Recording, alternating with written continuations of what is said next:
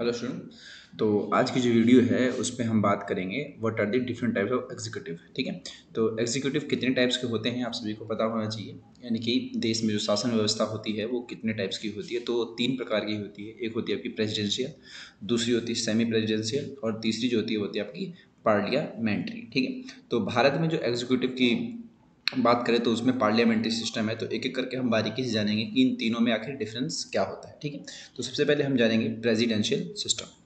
देखिए, जो आपका प्रेसिडेंशियल सिस्टम है एक तरीके से वो अमेरिका में है। आपने देखा होगा कि जो जब अमेरिका के राष्ट्रपति का चुनाव होता है तो पूरी जो विश्व की नज़र होती है वो इस चुनाव पे होती है। क्यों? क्योंकि सबको पता होता है कि जो अमेरिका है उस अमेरिका में सबसे ताकतवर व्यक्ति जो होता है वो कौन होता है, वहाँ का प्रेसिडेंट होता है। ठीक है, तो एक तरीके से जो वहाँ का प्रेसिडेंट होता है वो वहाँ की गवर्नमेंट और वो जहाँ का जो वहाँ की स्टेट है उन दोनों का हेड माना जाता है। ठीक है, तो प्रेसिडेंशियल सिस्टम में आप क्या बताएंगे कि जो प्रेसिडेंट होता है तो हेड ऑफ द स्टेट होता है और साथ में हेड ऑफ द गवर्नमेंट भी होता है। यानी कि सरकार का भी मुखिया होगा और देश का भी मुखिया, एक ही व्यक्ति होता है। और इसके अलावा ये जो सिस्टम है इस सिस्टम में सबसे पावरफुल पूरे मतलब उस देश में कौन होता है, वो वहाँ का राष्ट्रपति होता है, both in theory and practice. ठीक है, और ये जो सिस्टम है आपका वो बहुत सारे देशों में है, जैसे कि यूनाइटेड स्टेट्स में है, ब्राज़ील में है और जो लैटिन अमेरिका के बहुत सारे देश हैं उन देशों में भी पाया जाता है।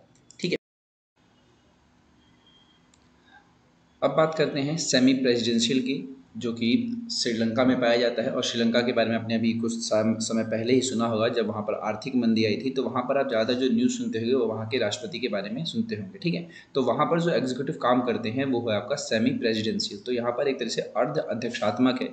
ठीक है, तो ये क्या होता है, इस सिस्टम के जरिए क्या होता है कि जो पीपल होते हैं वो डायरेक्टली इलेक्ट करते हैं प्रेसिडेंट को। देखिए, जो आपका पिछला वाला था क्या कौन सा प्रेसिडेंशियल, इसमें भी डायरेक्ट इलेक्ट किया जाता है। और जो आपका सेमी प्रेसिडेंशियल है इसमें भी जो लोग होते हैं अपने प्रेसिडेंट को सीधा ही इलेक्ट करते हैं। ठीक है, इसके अलावा यहाँ पर क्या होता है कि जो प्रेसिडेंट होता है और जो प्राइम मिनिस्टर होता है इसका चांस ज़्यादा होता है कि एक ही पार्टी के हो सकते हैं और दूसरी पार्टी के भी हो सकते हैं। तो मतलब यहाँ पर क्या है कि प्रेसिडेंट की भी एक पार्टी होती है और प्राइम मिनिस्टर की भी पार्टी होती है। ठीक है, और दोनों एक ही पार्टी के हो सकते हैं। ठीक है, और ये जो है बहुत सारे देशों में है इस सिस्टम, ये वाला सिस्टम सही प्रेसिडेंशियल, जो कि फ्रांस, रशिया और श्रीलंका। जैसे कि आपने रशिया के बारे में सुना होगा, तो रशिया में भी हम सुनते हैं कि वहाँ पर जो कोई पावरफुल है तो वो पुतिन है, व्लादिमीर पुतिन। ठीक है, तो वो क्या है, एक तरीके से क्या दिखा रहा है कि उस देश में राष्ट्रपति क्या है, प्रमुख है। तो ऐसा हमें लगता होगा कि वहाँ पर प्रेसिडेंशियल सिस्टम है, लेकिन ऐसा नहीं है। वहाँ पर सेमी प्रेसिडेंशियल है, यानी कि वहाँ पर राष्ट्रपति भी होते हैं और जो प्रधानमंत्री होते हैं वो भी होते हैं। ठीक है, और एक तरीके से ज़्यादा पावरफुल अगर देखा जाए तो प्रेसिडेंट को ही बताया जाता है। ठीक है,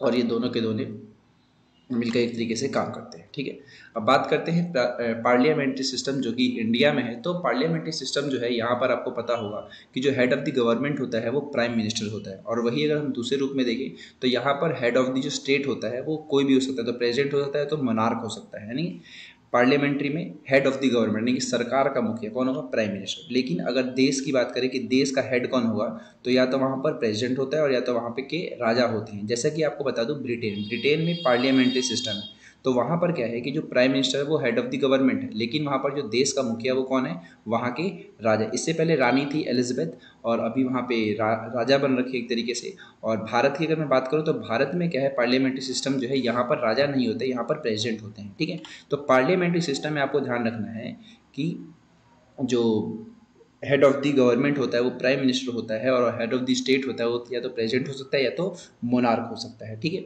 इसके अलावा इस सिस्टम में क्या होता है कि जो मोनार्क या जो प्रेसिडेंट होता है ये केवल सेरिमोनियल ही होते हैं।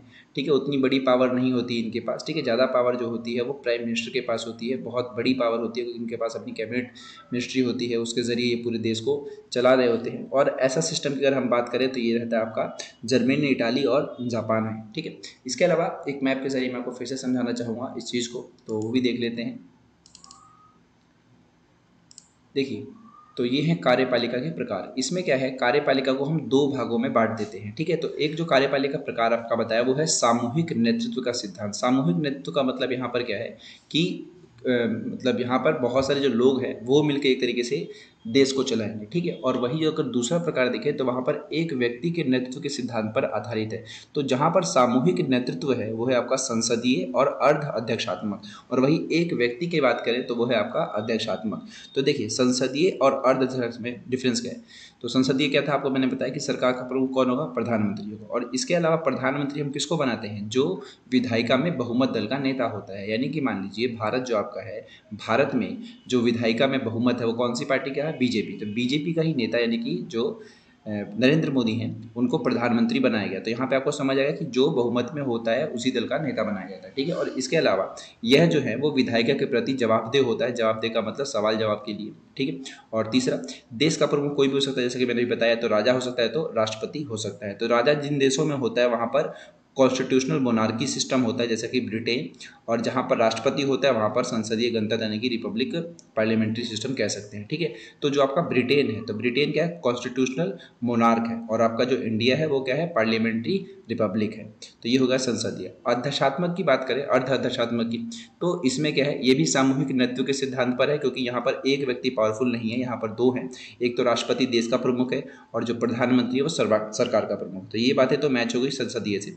लेकिन यहाँ पर क्या होता है कि दोनों का जो चुनाव होता है प्रत्यक्ष तरीके से होता है, यानी कि राष्ट्रपति को भी सीधे चुनती है जनता और प्रधानमंत्री को भी। लेकिन वही संसदीय में देखें तो ना हम प्रधानमंत्री को चुनते हैं और ना ही राष्ट्रपति को चुनते हैं, क्योंकि हम जो है अपने एमपीज़ को चुनते हैं। और वो एमपीज़ मिल करके जब देखा जाता है कि लोकसभा में किस पार्टी के पास बहुमत है, फिर उनमें से कोई नेता जो है वो मतलब चुना जाता है प्रधानमंत्री के रूप में। ठीक उसी प्रकार से जो संसदीय है उसमें अगर राष्ट्रपति की बात करें तो राष्ट्रपति को कौन चुनता है, एमपीज़ प्लस में एमएलए, और उन दोनों कौन चुनते हैं, हम। तो हम सीधा नहीं चुन रहे हैं, एक तरीके से इनडायरेक्टली चुन रहे हैं, ठीक है।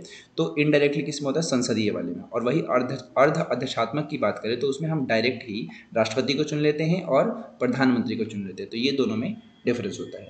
इसके अलावा जो अर्ध अध्यक्षात्मक है आपका, वो प्रधानमंत्री और उसका मंत्रिपरिषद विधायिका के प्रति जवाबदेह होता है। और यहाँ पर हमने क्या पढ़ा कि प्रधानमंत्री होता है, ठीक है। तो ये डिफरेंस हो गया। अब बात करते हैं एक व्यक्ति के नेतृत्व के सिद्धांत पर आधारित प्रणाली, यानी कि यहाँ पर पावरफुल कौन होगा, केवल एक ही व्यक्ति होगा, यानी कि वो देश का भी प्रमुख होगा और सरकार का भी प्रमुख होगा। और यहाँ की जो जनता होती है वो सीधे अपने राष्ट्रपति को चुन लेती है, ठीक है। लेकिन यहाँ पर एक चीज़ का डिफरेंस ये होता है कि ये जो राष्ट्रपति होता है अध्यक्षात्मक रूप में, यानी कि प्रेसिडेंशियल एग्जीक्यूटिव में, उसमें क्या होता है कि वो विधायिका के प्रति जवाबदेह नहीं होता है, ठीक है।